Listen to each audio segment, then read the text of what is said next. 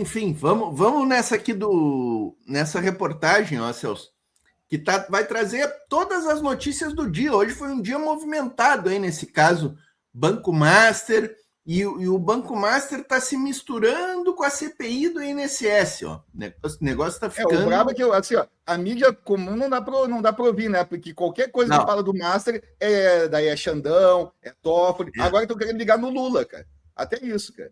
Você tem lá um irmão do Lula, um sobrinho do Toffoli, um não sei o que do Xandão, sabe? Agora o cara vai lá, pega o pescoço da pessoa. Não, esse aí a gente não fala, né, cara? Exatamente. Vamos assistir junto aqui, ó. O ministro Dias Toffoli, relator do caso do Banco Master no Supremo Tribunal Federal, afirmou hoje em nota oficial do STF que o processo pode ser enviado à primeira instância, mas apenas depois da conclusão do inquérito pela Polícia Federal. E agora, no fim da tarde, a CPMI, a Comissão Mista, do INSS, convocou o banqueiro Daniel Vorcaro, investigado pela Polícia Federal no inquérito aí que apura todas essas fraudes financeiras do Banco Master. O anúncio foi feito em uma rede social pelo presidente do colegiado, o senador Carlos Viana, do Podemos de Minas Gerais. E a gente atualiza esse assunto agora ao vivo com a Selma Dias. Selma, muito boa noite. Oi, Yara, Porta Nova, boa noite a vocês, a todos. Olha, a CPMI quer que Daniel Vorcaro explique os 250 mil contratos de empréstimos consignados que o Banco Master tinha em carteira e que foram suspensos pelo INSS por falta de comprovação de anuência. No caso, a autorização mesmo dos aposentados e pensionistas para a efetivação dos descontos. Então, essa convocação, ela tem relação com as fraudes dos descontos no INSS, que é o foco de investigação dessa comissão parlamentar de inquérito, e não diretamente com a liquidação do Banco Master decretada pelo Banco Central.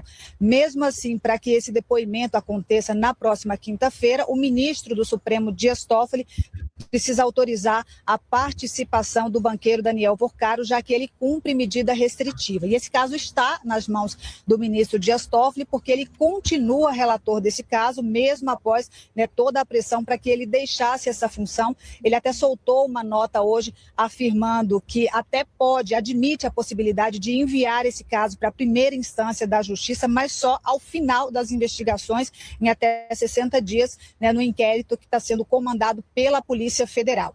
Além disso, hoje nós também confirmamos a informação de que o Banco Central abriu uma investigação interna para apurar eventuais falhas no processo de liquidação do Banco Master. E aí isso envolve tanto a gestão atual de Gabriel Galípolo quanto a gestão anterior de Roberto Campos Neto. Eu preparei uma reportagem explicando melhor esse assunto. Veja aí.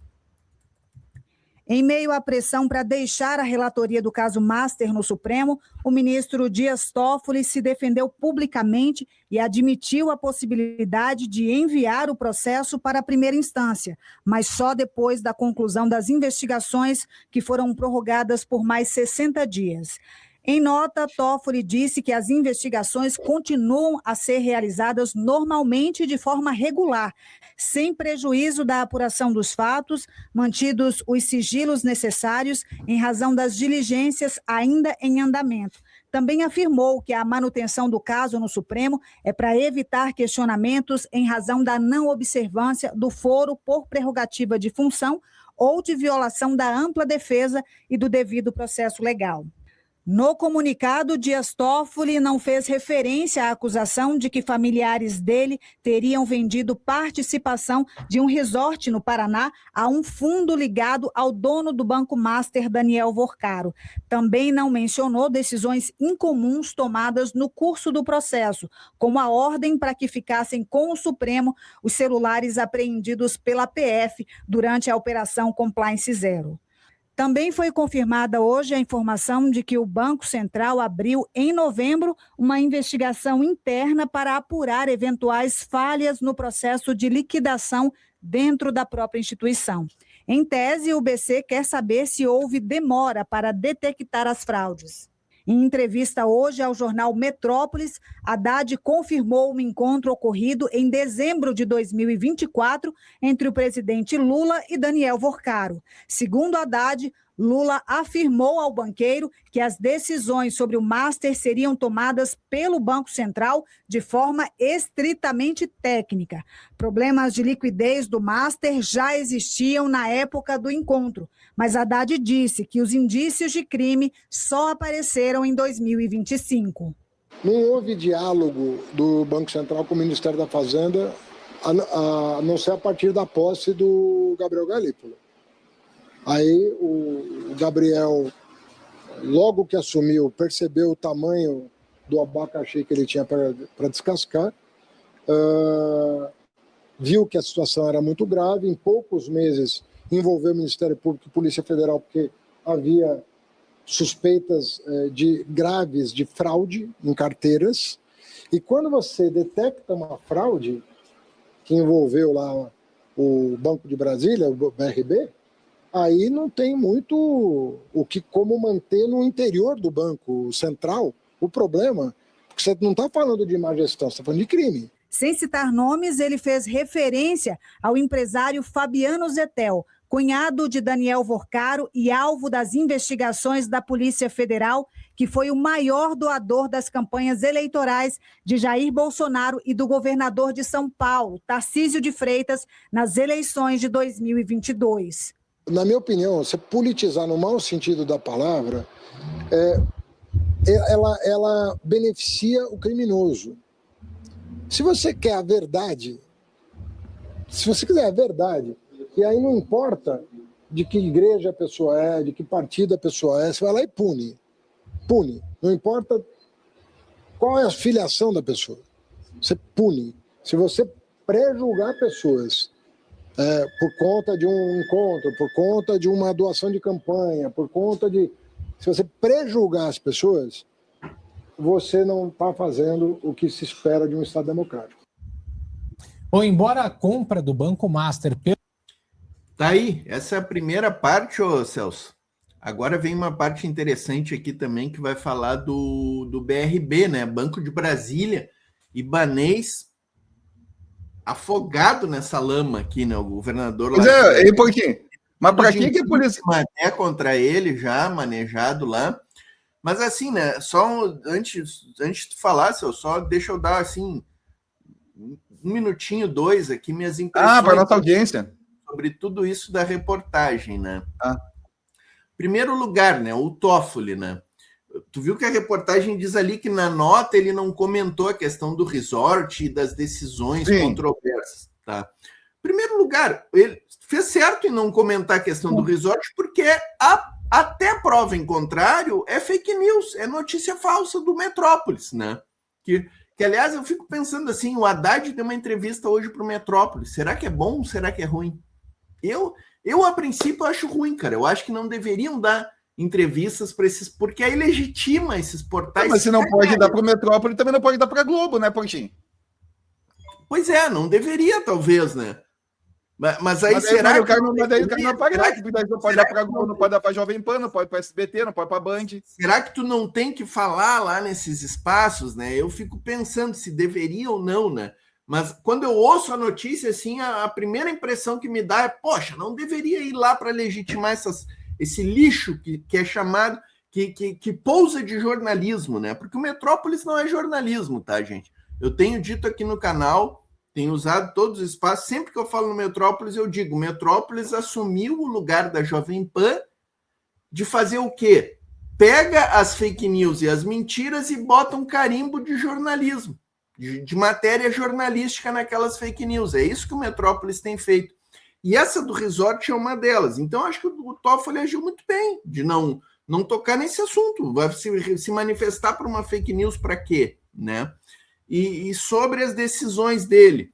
Olha, pode-se dizer até que é controversa, mas é uma decisão, do ponto de vista jurídico, não tem nada errado essa decisão. E ele mesmo voltou atrás depois. Ele viu que ficar no Supremo não vai dar, mas qual era a intenção do Toffoli, né? Os vazamentos, evitar os vazamentos. Mas por que ele foi para o Supremo?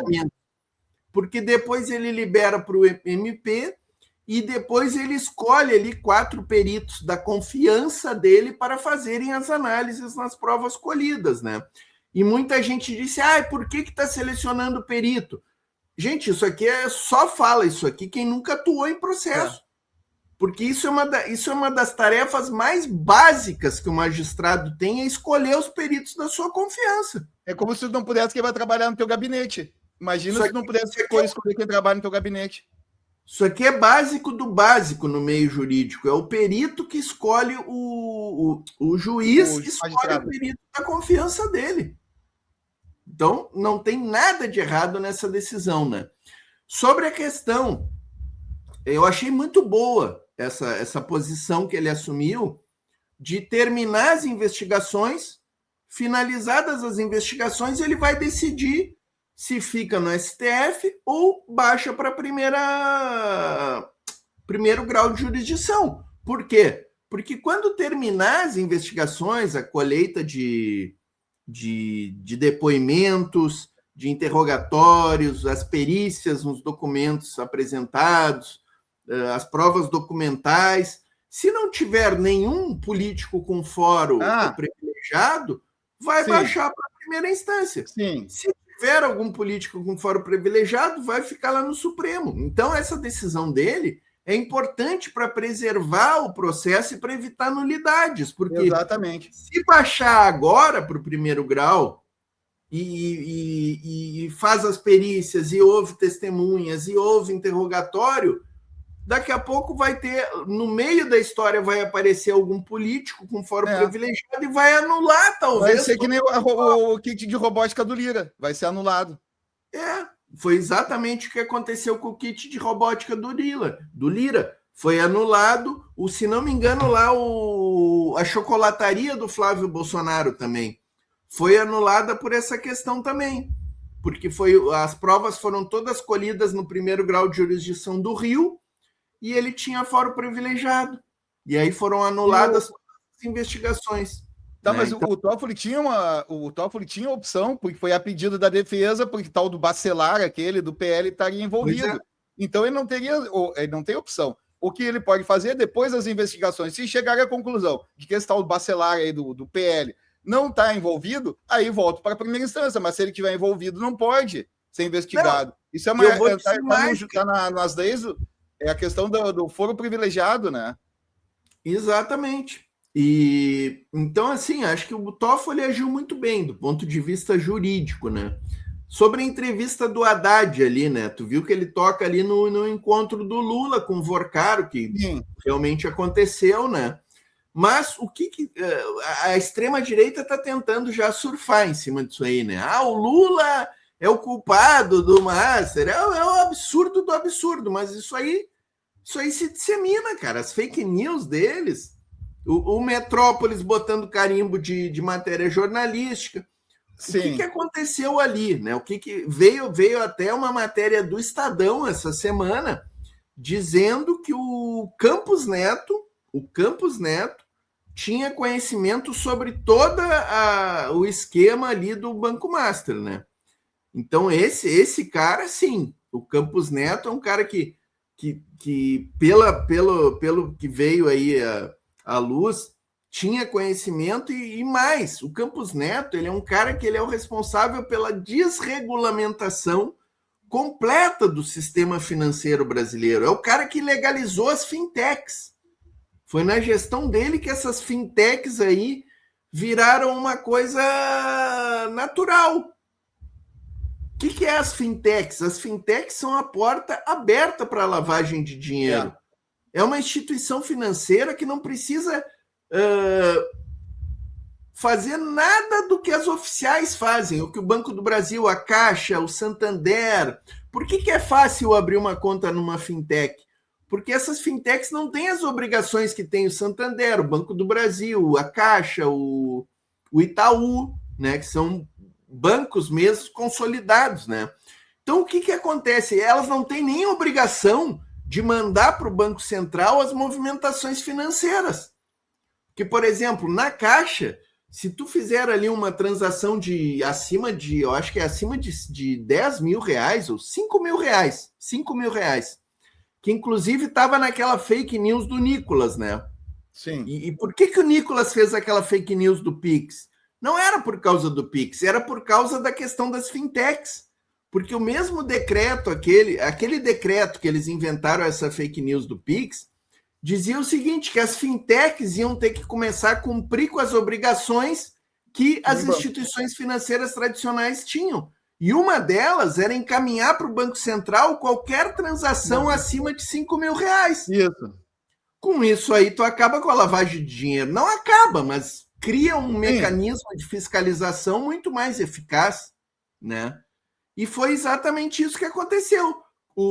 A Receita Federal teve que derrubar aquela norma lá na época das fake news. As fintechs continuaram atuando com ampla liberdade, com o beneplácito do senhor Campos Neto, que era o cara do Banco Central que tem que fazer essas regulamentações, né? E acabou estourando a Operação Carbono Oculto essa, que revelou o quê? Que o PCC e a Faria Lima, através das fintechs, têm íntimas ligações, né? E o Banco Master está dentro desse contexto todo, né, gente?